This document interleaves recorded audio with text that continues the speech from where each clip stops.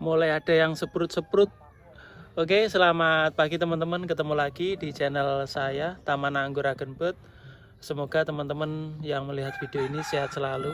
Jadi dalam video kali ini beberapa waktu yang lalu itu saya grafting atau sambung karena banyak sekali pesanan bibit dan saya juga butuh banyak untuk ditanam di sana ya nantinya. Dan ini kita ngecek-ngecek ya teman-teman. Jadi dari sini ada beberapa pengalaman grafting saya ya. Alhamdulillah ini mulai banyak yang jadi. Nanti mungkin teman-teman bisa beri masukan atau bisa ngambil kesimpulan dari kesalahan supaya tidak terulang lagi.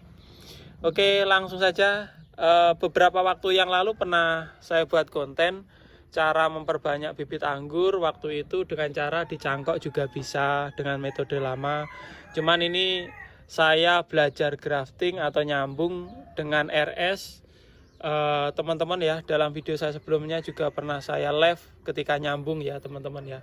Ini mungkin saya ulang sebentar. Jadi pertama itu ketika saya dikasih teman saya kayak gitu ya. Jadi saya infokan untuk teman-teman yang memiliki anggur lokal itu saya sambung dengan sambungan impor dengan syarat itu ranting-rantingnya saya bawa pulang. Nah, ternyata sama-sama menguntungkan. Jadi teman saya akhirnya memiliki anggur impor dengan saya yang saya sambung itu.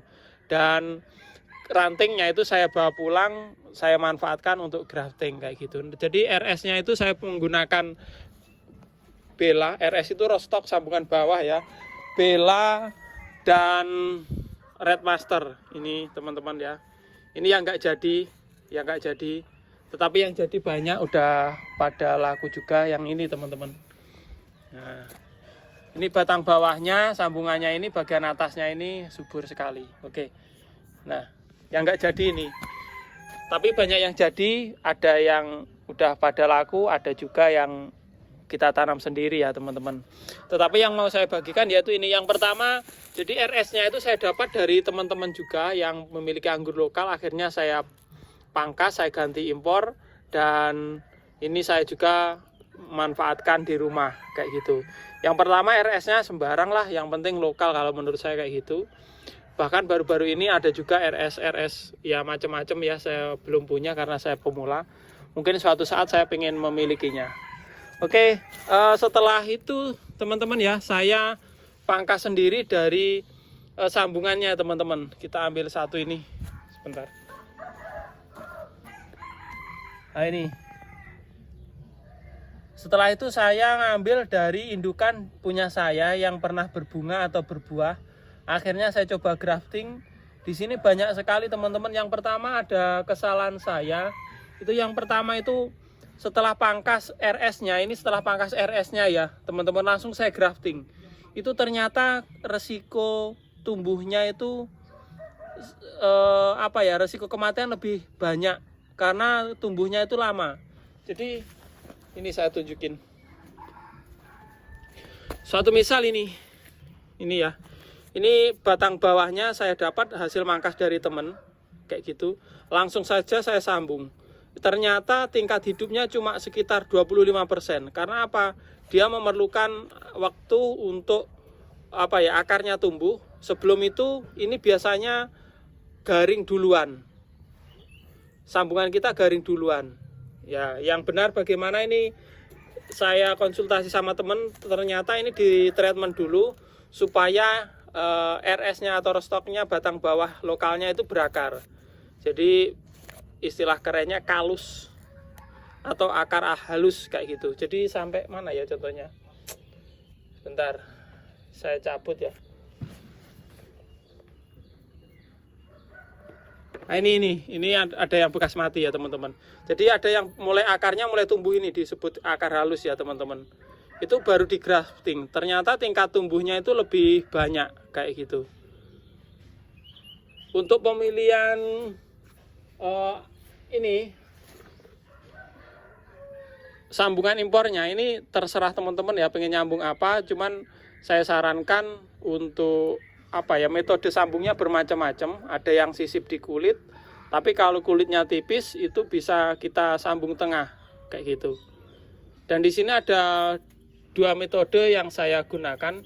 cungkup dan tanpa cungkup. Kalau tanpa cungkup kita memerlukan ini parafilm ini ya teman-teman ya, parafilm untuk membungkus ini supaya tidak terjadi istilahnya penguapan kayak gitu. Jadi tetap terjaga, dia itu tetap segar terus, akhirnya bisa tumbuh.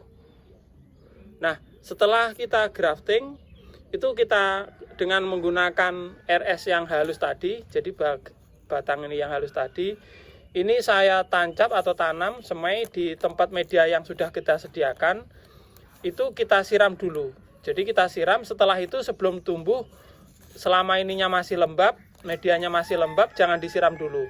Karena banyak sekali kesalahan yang akhirnya seperti ini teman-teman. Ini padahal bagus-bagus. Nah, ketika ini kita setelah selesai nancepin di media, kita banyakin penyiraman, ternyata atasnya itu mengeluarkan air banyak ya.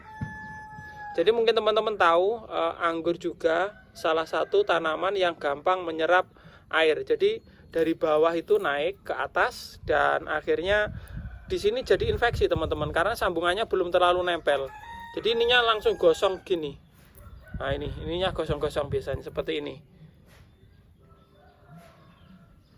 Nah, akhirnya saya dulu beberapa kali loh kok banyak yang gagal. Ternyata itu tadi teman-teman, karena banyaknya kandungan air di media menyebabkan terserapnya ini oleh RS, akhirnya ini infeksi. Intinya seperti itu. Jadi selama dia masih lembab nggak usah disiram, kecuali nanti dia udah tumbuh kayak daun ini. Nah kalau udah tumbuh daun ini, ketika kita siram itu airnya akan dipasok langsung ke sambungan yang tumbuh ini di daun-daun ini teman-teman. Nah itu. Jadi kalau udah kayak gini penyiraman udah normal seperti kita nanam seperti biasa. Nah kayak gini. Ini bahkan cepat besar ya. Bahkan kita udah mulai memupuk juga nggak apa-apa dengan kandungan kadarnya sedikit sekali. Oke, itu tadi beberapa catatan. Langsung saja kita lihat ke sini. Nah ini tadi kemarin belum kelihatan loh teman-teman, ini mulai nyebrut ini teman-teman. Nah ini mulai tumbuh ya, ini juga. Nah ini mulai tumbuh.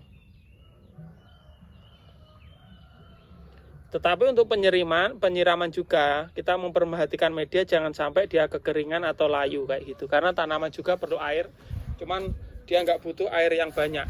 Ini transfigurasi banyak yang nyepur-nyeprut teman-teman. Alhamdulillah ya, banyak yang nyepur-nyeprut. Itu yang sebelah situ Everest. Nah di sini teman-teman ya, untuk tunas yang tumbuh dari RS biasanya saya buang, saya sisakan 1 daun. Kenapa saya nggak habiskan? Supaya kambiumnya itu cepat ya, dan perakaran lebih cepat. Jadi tidak saya hilangin semua. Ini cuma saya potesin lah. Kita potesin seperti ini. Nah itu. Ya ada beberapa sih yang kelihatan gosong gagal, tapi ya nggak apa-apa, namanya mencoba teman-teman. Tapi alhamdulillah ini udah kelihatan banyak yang seprut. Nah ini.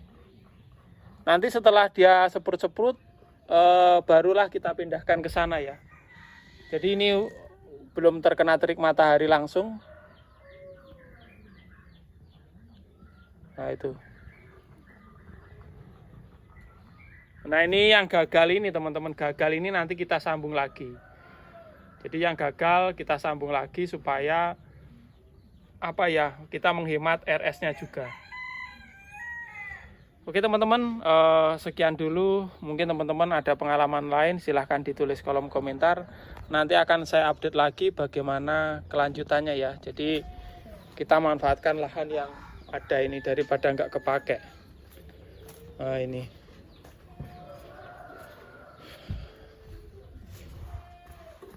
Ini pertumbuhannya bagus sekali.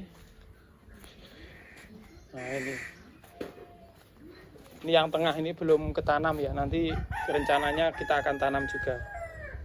Nah sampai sana nanti saya update lagi ini pertumbuhan, ini cangkok, hasil cangkok sampai sana itu cangkok semua ya.